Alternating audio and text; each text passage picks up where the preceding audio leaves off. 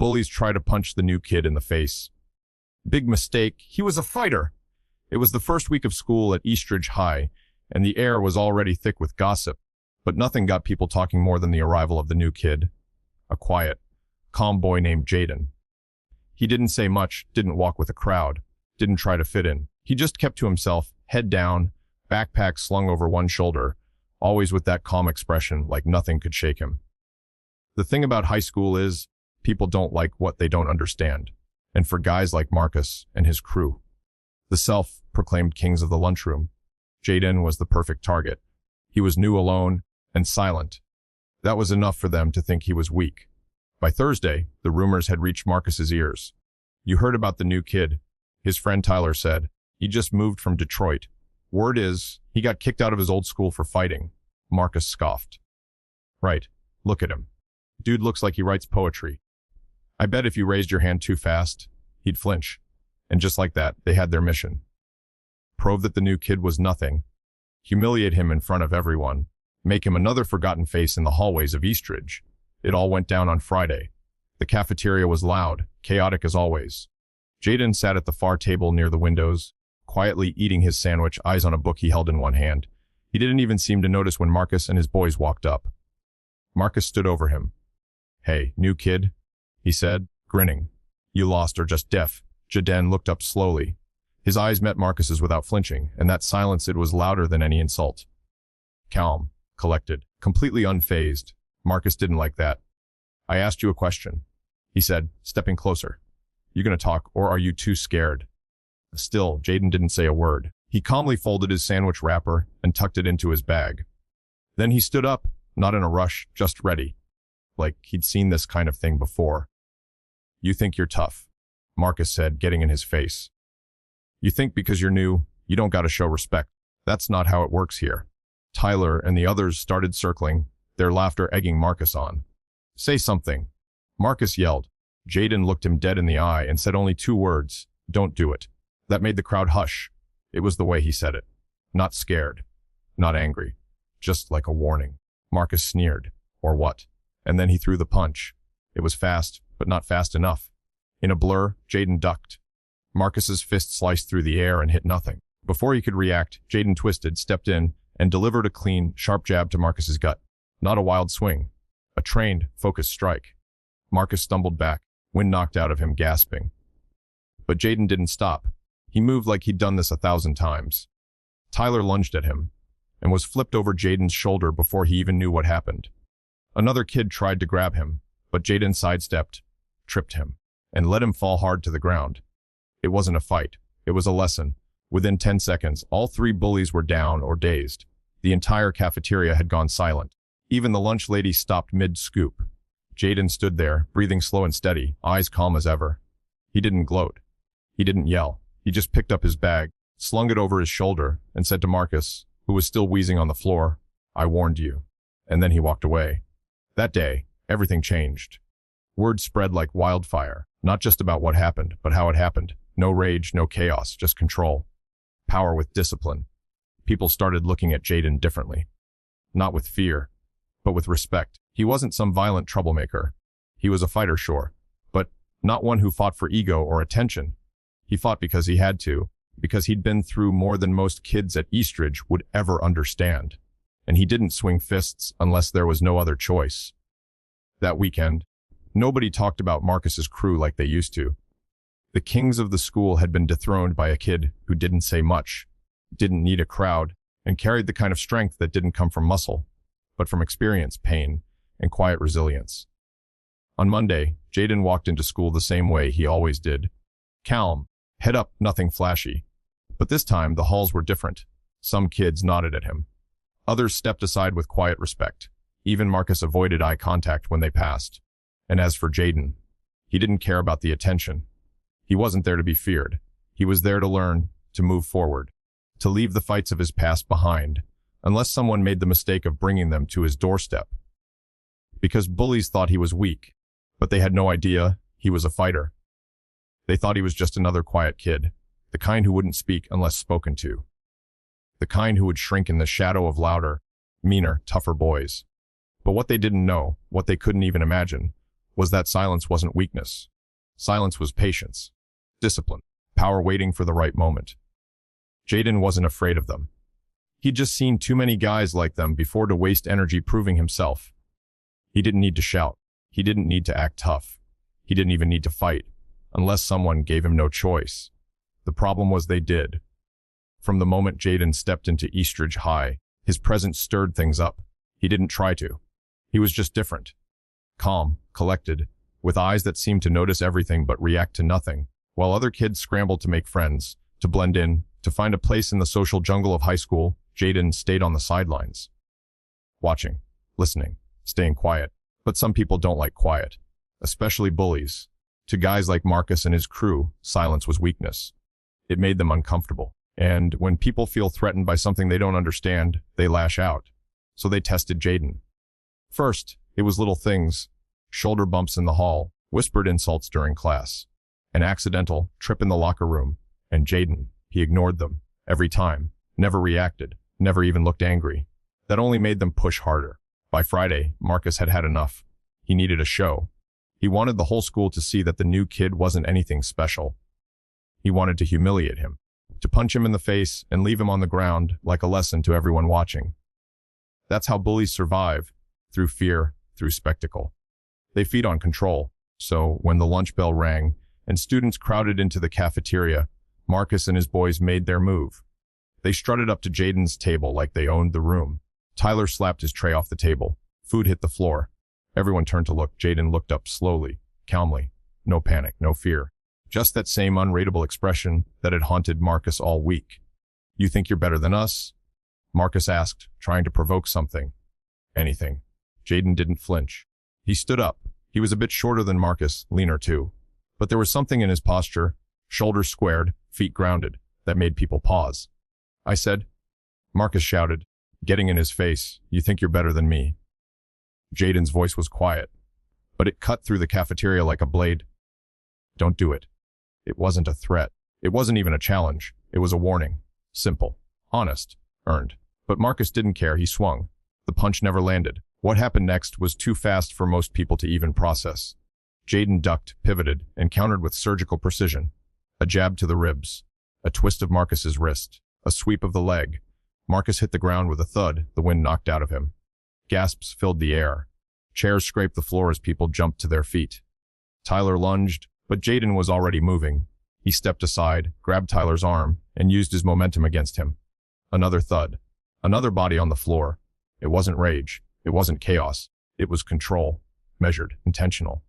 Jaden didn't throw unnecessary punches. He didn't gloat. He didn't even raise his voice. He just did what he had to do. Then he stopped. No more, no less. Silence returned to the cafeteria. Students stared, stunned. Not because they had seen a fight, but because they had seen something they didn't understand. A kind of strength that didn't come from size or numbers or shouting. It came from somewhere deeper.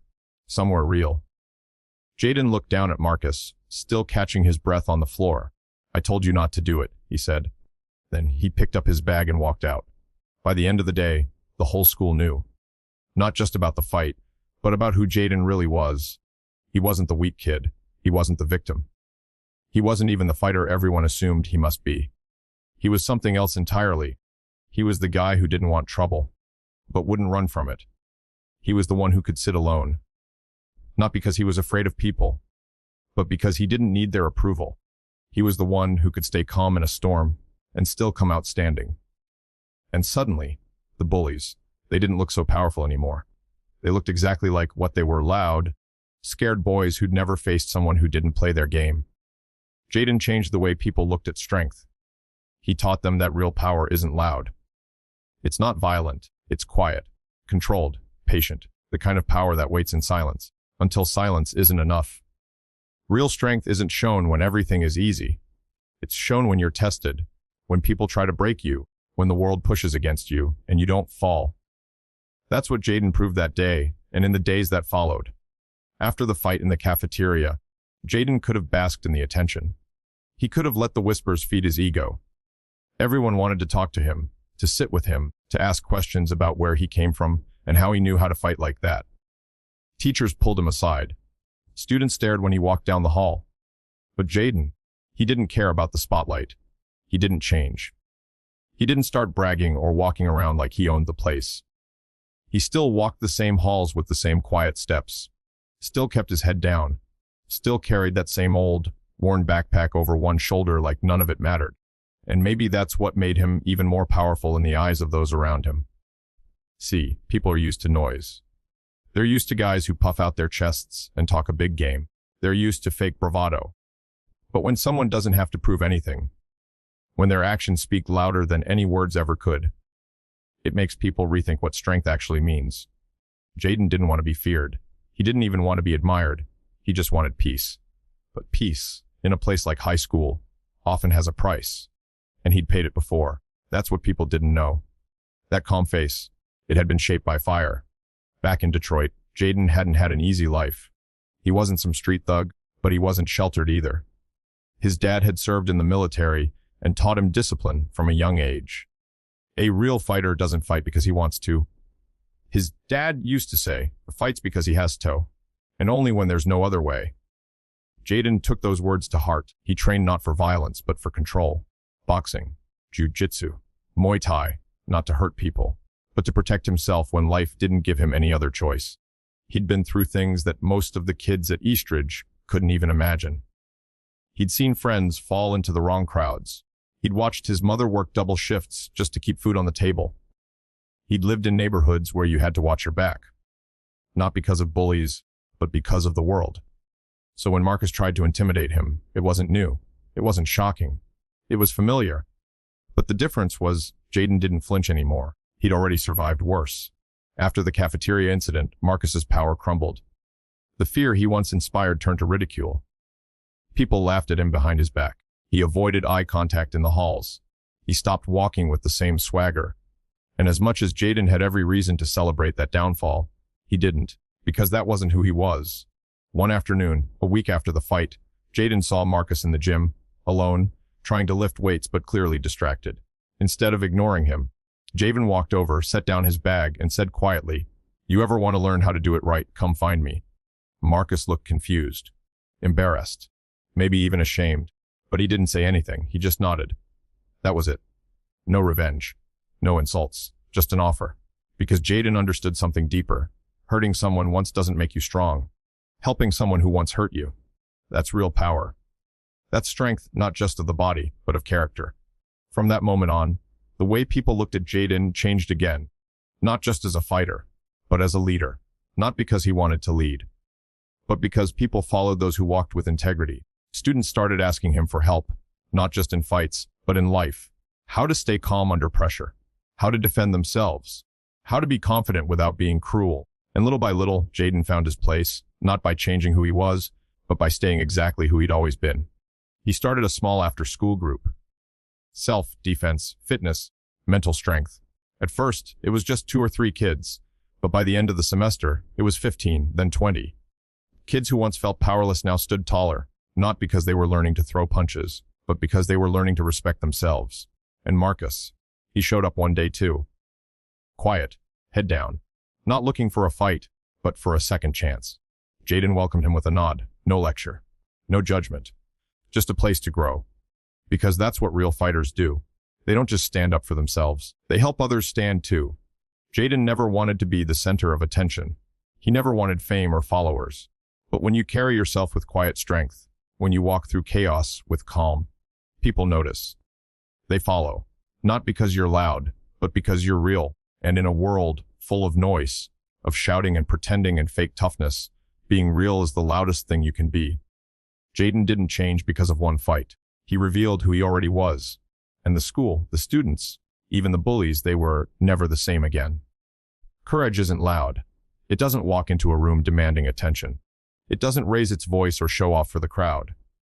Real courage shows up in quiet choices, like standing alone when everyone else is too afraid, or stepping into a situation you could walk away from simply because it's the right thing to do. That's what set Jaden apart. That's what people began to understand after the fight. He didn't stand out because of the way he moved, or the way he fought, or even the way he carried himself. He stood out because of his choices. Every time someone tried to bring him down, he rose with purpose. Every time someone doubted him, he answered with action, not words. And that kind of example leaves a mark. After the cafeteria incident, the school's atmosphere shifted. Not because a fight happened, those were common, but because of what the fight revealed. Jaden hadn't been trying to make a point. He hadn't tried to win popularity, or teach a lesson, or rise in some social hierarchy.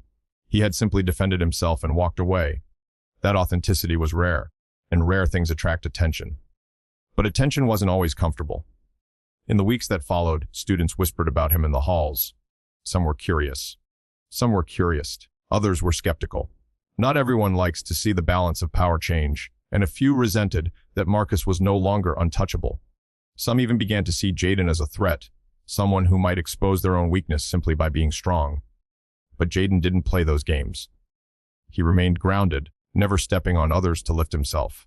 Instead, he offered quiet support when no one else would. When a kid named Omar got cornered in the parking lot by upperclassmen, Jaden didn't charge in with fists raised. He walked up, stood beside him, looked the older guys in the eye, and said, "He's with me." That was it. No threats, no violence, just presence. And they walked away. It wasn't about power, it was about belief. Belief in the idea that no one should have to fight alone. Belief that strength is best used to lift others, not break them. Word of Jaden's calm defiance spread, but so did stories of his compassion. Like how he helped a freshman girl carry her books every day for a week after her wrist was in a cast. Or how he stayed after class to clean up when everyone else rushed out the door. These weren't grand gestures, but they added up. People noticed. Teachers noticed. Even the principal, Mr. Harris, pulled Jaden aside one day and said, "You've got a presence, son. Whatever it is, keep using it for good." But what no one saw, what Jaden didn't show, was how hard it was sometimes. Being strong for others meant carrying weight alone. Sometimes he missed Detroit. Not the danger or the struggle, but the people who really knew him. The neighborhood gym where Coach Malik pushed him through drills. The late-night rooftop talks with his cousin Darnell about life and survival. Here, everything was unfamiliar. He had no family nearby. His mom worked double shifts again. His father was gone, passed away 3 years earlier from cancer, a loss that shook Jaden's world and forced him to grow up faster than most. So every day, Jaden wore that strength like armor, not to show off, but to survive. And every act of kindness, every choice to stay calm, was a promise to himself that he wouldn't become like the pain he'd been through. Then came the day that truly tested him. A fire drill turned into chaos. Somewhere during the evacuation, 2 students got into a fight behind the gym. A crowd circled fast, phones out, cheering, laughing. Jaden was halfway across the field when someone yelled, "They're gonna kill each other!" He didn't hesitate. He sprinted. When he got there, he saw 2 boys, neither of them fighters. Just scared, angry, and pushed too far. One had blood on his lip. The other was shaking, fists clenched, eyes wild. The crowd egged them on, blind to the fear in both their faces. Jaden stepped between them. "Back off," someone said. "Let him go." But Jaden didn't move. He looked at both boys and said, "You don't need to do this. This ends now." But one of them lunged anyway, rage taking over reason. And Jaden caught him. Not with a punch, with a bear hug, held him tight, calmed his breathing, whispered something no one else could hear. It took a moment, but the boy stopped struggling, collapsed into Jaden's arms and started crying. The other kid dropped to his knees, exhausted and shaking. The teachers arrived seconds later. They pulled the boys apart, tried to make sense of the scene. But everyone who was there knew what really happened. Jaden didn't just break up a fight. He broke a cycle. He stopped 2 kids from making a mistake they'd regret for the rest of their lives. That moment changed everything. Even those who once mocked him saw it now. He wasn't just strong. He was wise. He had something rare, something real. And he kept going, not for glory, not for credit, but because he understood something most adults didn't. Being a fighter isn't about hurting people. It's about standing between the hurt and the helpless. It's about knowing when to strike and when to simply stand. That's what courage really is. Not the absence of fear, but the decision to face it with your head high, your hands steady, and your heart open. Jaden never asked for attention, never looked for a stage, but the truth is, some lights find you anyway. And when they did, Jaden didn't run. He stood in that light, not for himself, but for everyone who had ever felt invisible. And in doing so, he proved once and for all, the quiet ones are the ones you should never underestimate. Every school has its shadows, not just in the corners of its hallways or beneath the bleachers, but in people. In the silence of students who walk alone, in the bruises hidden beneath sleeves, in the fears that are never spoken out loud. Eastridge High was no different. For all its shiny floors and perfectly trimmed lawns, it had its darkness. And while most students walked past it, pretending not to see, Jaden saw it all. Not because he was special, but because he'd lived it before. When he first arrived at Eastridge, he recognized the roles immediately. The loud ones who needed attention. The quiet ones who faded into the background. The ones who hurt people to hide their own pain. And the ones who just tried to get through each day without being noticed. He didn't judge them. He understood them. Because back in Detroit, he'd been each of those roles at different points in his life. The angry kid. The invisible one. The protector. And now, the one who watched. Not to judge, but to understand. What set Jaden apart wasn't his ability to fight. It wasn't the way he moved or the calm he carried. It was the way he listened. The way he noticed things others didn't. Like how Ava in biology flinched every time someone raised their voice. Or how Malik in gym class never changed in front of the others and always looked down when he walked. Jaden never called attention to these things. He didn't lecture. He didn't try to save anyone. He just made it clear if you needed someone, he was there. There was a kid named Darren. Small. Nervous. Always clutching his backpack like it was a shield. One afternoon, Jaden saw him being cornered by two older students near the vending machines. They weren't hitting him. Not yet. But they were taunting him, closing him. Jaden didn't raise his voice. He didn't run up with fists ready. He just walked over, stood beside Darren, and said quietly, "What's the problem here?" The older kids looked at Jaden and hesitated. The air shifted. They knew who he was. Everyone did by then. They mumbled something about just messing around and walked off. Darren looked up, eyes wide. Jaden handed him the bag of chips he had just bought and said, "You're good." From that day on, Darren followed Jaden like a shadow, not because he wanted protection, but because he wanted to learn. So Jaden started teaching him, not how to fight, but how to stand, how to breathe when your heart is racing, how to hold your shoulders back even when you feel like disappearing. It wasn't about punches, it was about presence. And Darren wasn't the only one. More kids started showing up after school. Some shy, some curious, some angry and looking for direction. And Jaden gave it to them. He started using the empty gym on Wednesdays. Mr. Tran, the PE teacher, agreed to supervise. The sessions weren't formal, no belts, no uniforms. Just kids in sweats learning how to throw a jab, how to fall without getting hurt, how to stand when someone's trying to push you down. But more than that, they talked. About pressure, about fear, about feeling small in a world that didn't make space for you. And every time someone opened up, Jaden just listened. No advice unless asked. No judgment, just quiet understanding. People began to realize that Jaden's strength wasn't in his fists. It was in his stillness, in the way he made people feel seen, safe. And slowly, the culture at Eastridge began to shift. Bullies still existed, but their voices were quieter. Students who once felt powerless began to walk a little taller. It wasn't magic. It wasn't instant. But it was real. And it was because of the example one kid set, simply by refusing to be anything but himself. Then came the tournament. It wasn't school, sanctioned. Just a citywide amateur boxing event. A flyer got passed around. Jaden didn't talk about it, but his name showed up on the roster. By now, everyone at Eastridge knew who he was, and rumors spread fast. The gym sessions grew more crowded. Kids wanted to see him fight again. Not to see someone get hurt, but because they wanted to believe in something real. Fight night came. The gym was packed. Students, teachers, even some parents showed up. The energy buzzed in the air. Jaden's opponent was older, bigger, and clearly skilled, but Jaden didn't flinch. He didn't show nerves. He just stepped into the ring with the same calm he carried through every hallway of Eastridge. The fight wasn't easy. Jaden took hits, stumbled once. But he never panicked, never lashed out. Every move was calculated, controlled. And when he finally won, by decision, not knockout, he didn't throw his hands in the air. He just nodded to his opponent, stepped out of the ring, and walked straight to where Darren and the others were sitting. Wasn't about winning, he said. It was about showing up, fighting smart, staying true. The crowd cheered, but Jaden barely noticed. He wasn't doing this for praise. He never had. He fought because some people needed to see what strength really looked like. Not power over others, but power over yourself. And as he stood there, surrounded by students who had once been lost in the shadows, it became clear Jaden had done more than defend himself in a cafeteria. He'd started something, a movement, a quiet rebellion against fear, against bullying, against the lie that strength is measured by how loud you are or how hard you hit. The truth was clearer now than ever. Sometimes the strongest people are the ones who never ask to lead. Sometimes the quietest person in the room carries the loudest courage. And sometimes the fight that changes everything doesn't happen in a ring. It happens in the choice to stand up, to stay calm, to be kind. And that's why Jaden mattered. Jaden never called himself a leader. He never stood in front of a crowd and demanded attention. But somehow, without trying, he became the one people looked to. It wasn't because he fought in the cafeteria. It wasn't because he won in the ring.